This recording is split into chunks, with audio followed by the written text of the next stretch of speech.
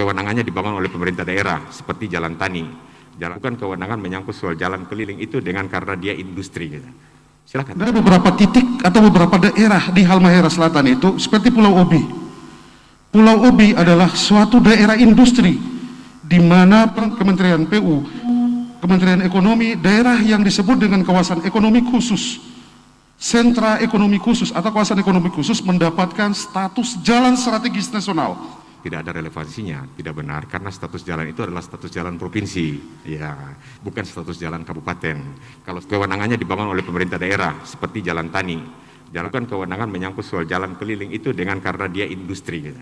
Silakan. OB harus mendapatkan status jalan strategis nasional. Bukan kewenangan menyangkut soal jalan keliling itu dengan karena dia industri. Gitu. Silakan. Selalu menghindari itu.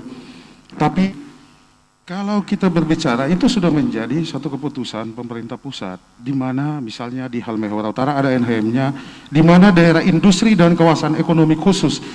Ini wilayah pemerintah kabupaten bekerja sama dengan pihak Balai Jalan Jembatan Nasional.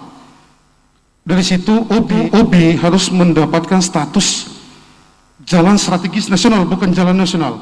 Kan jalan yang tadi saya sebutkan itu ada 4. Kabupaten, provinsi, jalan nasional, jalan strategis nasional. Kita lihat misalnya Pulau Makian sendiri, Pak.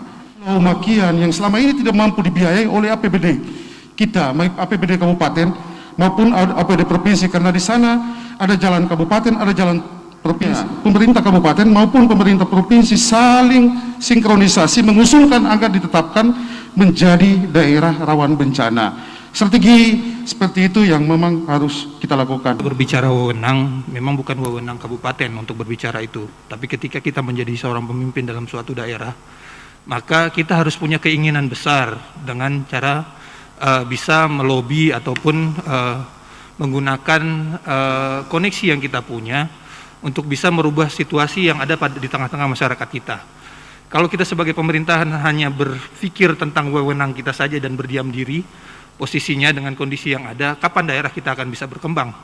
Padahal seperti yang kita ketahui, dana-dana yang besar itu beradanya di pusat. Tinggal bagaimana kita sebagai pemerintahan daerah mempunyai keinginan dan kuat untuk bisa melobi ke pusat.